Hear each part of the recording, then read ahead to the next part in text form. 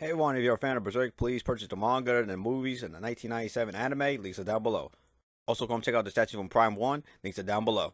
Okay, first I want to say thank you to people who stopped by the table at Anime Expo and SuperCon who are Berserk fans. You guys were awesome. You guys got to hear my theory out on who the Behelit belongs to.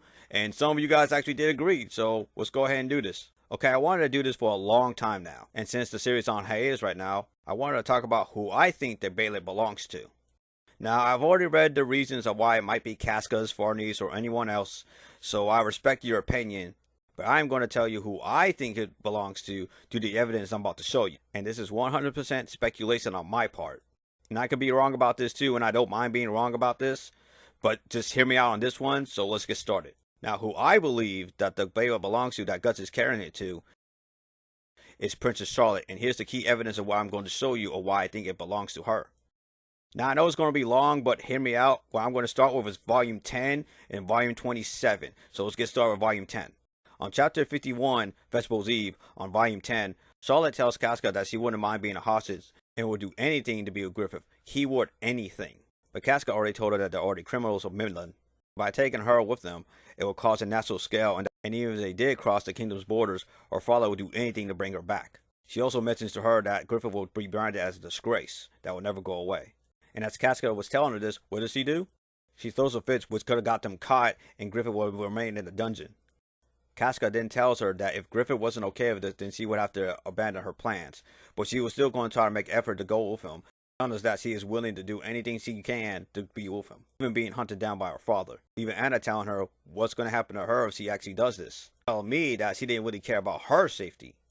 Now in Chapter 54, Reunion in the Abyss, the torturer tells not only Guts and Casca what he did to Griffith, but Charlotte is there as well, hearing the details of what her father told the torturer to do to torture him, which was caused even more heartache given the fact that it was her father that gave the order to do this. And after hearing that the guards were closing in on them, she was willing to put herself in the front lines in order to protect Griffith. Chapter 55, a way through, you can not only just see and feel the sadness of Charlotte, but the way how she's holding them, given the fact, again, it was her father that gave the order to torture him for an entire year. Now in Chapter 56, Bakiraka, Part 1, a whole lot happens in this chapter. This may seem little to a lot of people, but Charlotte then tells Griffith that she's scared of Guts, which I'll get back to later on in this video. But later in this chapter, Charlotte is telling herself that she doesn't need the castle, the guards, or anything else as long as she's just with Griffith, because she wants to stay with him forever and ever. Hell, she even tried to sacrifice herself, saving him, which even surprised even him. In Chapter 57, Bakiraka Part 2, while doing the exchange with the Bakiraka, while she was dying from the poison, she didn't want to leave his side, so even more devotion to him. In Chapter 58, Flower of the Stone Castle, despite being poisoned, she begs her father to give up on Griffith and stop his crusade of killing him. Volume 10 tells you that she's willing to do anything just to be by his side. Okay, so let's go ahead and talk about Volume 27, 231, Dreaded Emperor. Now Ganiska has already taken over Midland, and has a talk with Charlotte about having his child. Now, for the record, I think what he's doing is wrong, but hear me out. He then tells her that he doesn't want to cause any more conflict, saying that he wants to be responsible for the massacre of her own people, since he refused. Now, I understand that she wants to refuse of having his child, but this is dangerous because she's putting her feelings over her own people and her kingdom suffering. Now, who knows, he could be lying about this just to have sex with her. But Ganiska is the most powerful apostle at that time that was even opposing the God Hand. And what he was doing was wrong, but he was trying to be reasonable by telling her that all this suffering could end if you were to bear his child. But she still refuses, which causes her people to suffer even more, since she's the queen and that she has the power to actually end all that suffering. Even when Griffith shows up and saves her in Chapter 235, the sleeping princess awakens. Now, it wasn't intentional. She left her people there to suffer, and while in Volume 29 in Chapter 250, homing, she's making a cake and being with the man that she loves, after Mew told Sonya that she wanted to be with him for so long, while not just thinking about her people being suffered in her homeland. While Griffith could have easily stopped all this with the power of Femto of the God Hand, because even Ganiska even admits to how powerful he is. Now think about it. Charlotte almost lost Griffith 4 times in the series, and twice from her father. Now you're probably thinking on the why, where, when, and who she will use the Behelit on. Well, on the where, she will use it in Valconia. Not only is one of the safest places in the world of Berserk, but it contains the most population at the time that we know of. When is a simple answer, when you see Griffith dying from the battle with Guts and Casca. Why she would activate it, that's also a simple answer too. Have enough power to save Griffith. And finally, who will she sacrifice? The people in Valconia. I'll explain. In Volume 3, Chapter 0G, Guardians of Desire Part 5, one of the ways the Behelits work is that you must be at your lowest and weakest state of mind, and you can't just sacrifice just anyone for it to work. It must be someone close to you that will cut ties with their humanity, which isn't true at all since the Slug Lord didn't sacrifice his daughter, and Rosine didn't sacrifice Jill, showing that they still have humanity existed with them. But in volumes 3, 12, and 16, it gives you more information on the Behelit. It also tells you, the reader, that not only that you must sacrifice the one thing you love, but you must also sacrifice the one thing you hate too. Griffith loved Guts as a friend and brother, but hated him for abandoning him and blaming him for his torture and making him forget his dream. The Slug Lord loved his wife, but hated her since it was the one thing that he despised. She loved her mother, but hated her father due to the treatment that she received. And I almost forgot about volume 34 with Ganiska. He loved his son, but hated him for betraying him. Now I'm going to throw out this theory. Let's just say there was war in Falconia between Guts and Griffith is dying. And somehow the people found out the truth about Griffith, seeing that it was him that actually caused all this mess, which leads the people to betray them, since it almost happened in chapter 299 in Human Battlefield. Sola is then close to the people, and then seeing the people that once supported him now started to betray him. Then she sees Griffith in his weakest state, causing her to go to a low point that she is going to lose him again, giving her no choice but to activate the Behelit, fighting against the man that she once feared, trying to take away her lover by killing him this time. Now, I'm going to address Casca right now, because I'm probably going to get comments saying that the Behelit belongs to her, and again, you are entitled to your opinion, but I don't think it belongs to her, and here's my reasons why.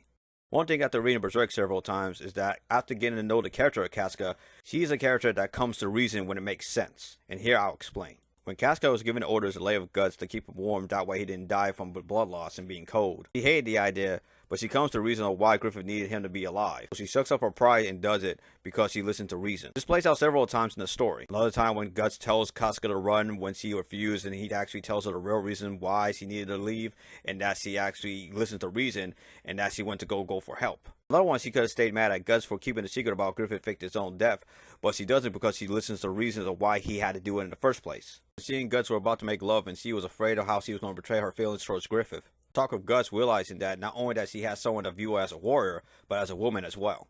But for me, when this drives home, is when she's about to commit suicide, and after being saved by Guts, she realizes that there's someone actually for her in that dark world. To me, Casca is a very smart character. There are times when you do question if she will betray Guts. And she might, but here's the reason why, and this is probably going to be a good thing when I explain this. She may be hesitant to go against Griffith since her strong sense of duty, just like Byakuya Kyusuke from Bleach when he went against Ichigo by either siding with his parents' promise or siding with the promise he did with his late wife. And the thorns surrounding her heart may cause conflict for her to do the right thing, since she's denying what happened to her, Guts, and the Band of Hawk during the eclipse. But since Casca is a character of reason, and if the situation makes sense, he's going to do the right thing because it makes sense for the character. I mean, when she first tried to commit suicide, she could have easily done it again. She could have easily just jumped off the cliff or took the knife and just slit her throat or risk causing Guts not to be able to save her. But she did it because she come to realize that there was someone there for her again. Casca stayed with Griffith out of pity. Charlotte wanted to stay with him out of love, and look how that turned out. Which leads me to Guts and Casca's child being fused with Griffith at this moment. Now, it is unclear that she actually knows that the child is hers, and what she plans to do at that moment when she finds out. Most of us, myself included, think that Casca is going to take the sword of accusation from Skull Knight and use it against Griffith, separating himself from the child, giving him an opportunity to save him. It may or may not happen, but it's just speculation. You get the Behelit to Casca, and after making a sacrifice just because he has a crush on Griffith and a sense of duty, when in truth he doesn't need her anymore, would destroy the character. In fact, Griffith will want Casca to stay away from him due to him being fused with her child, because in truth, he does have a weakness. Is that the affections of the child will go towards Guts and Casca. There's proof of this. Notice why Griffith was never anywhere near Flora's home when it was destroyed, and how he was distant away from them when it was going toward the ships. Because Griffith is smart enough to know that if he's near both Guts and Casca, the child can easily take over. The moment where Casca was in danger, he took over, and it shocked Griffith. It's like when Majin Buu was trying to kill Mr. Satan, he couldn't do it due to the influences of Fat Buu being his friend, and that's why he had to separate himself from him. The child is a double-edged sword for Griffith, since if he goes near him, he's going to take over somehow. And he has more of a reason to hate Griffith as well. Being born the way he is, causing his father to hate him on the spot and despise him for the past 2 years, raping his mother, causing her to go mad, giving him more reasons to turn on Griffith and gain control of his own body in order to help his parents.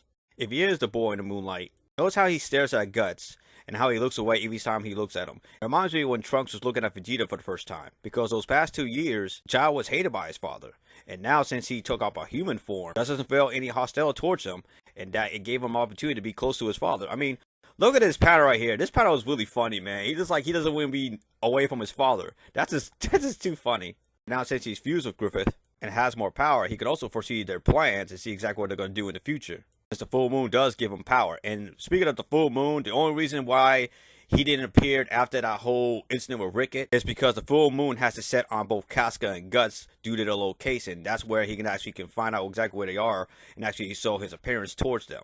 Now let's get back to Charlotte. As many people want to say that Griffith did nothing wrong when in fact he did when he sacrificed the Banner of the Hawk due to his own selfish deeds, which I'll be doing a video talking about that one. And again, I understand why she didn't want to do it, but she's the queen and she put her people through suffering because Ganiska was trying to reason with her, and instead of like actually doing things in reason to actually help her people, she chose her feelings instead, putting her people to much more torturing and killing as well for kingdom falling.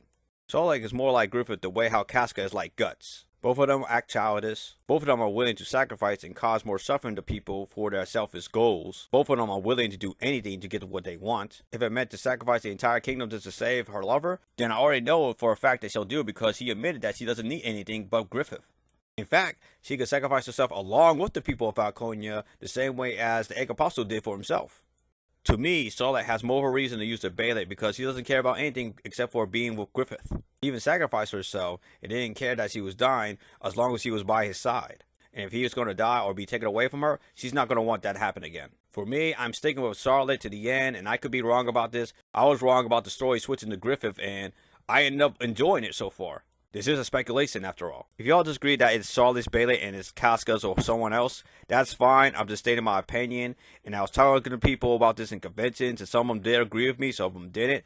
And that's fine, because it could not belong to anybody. It could be used as a weapon, a key, or whatever.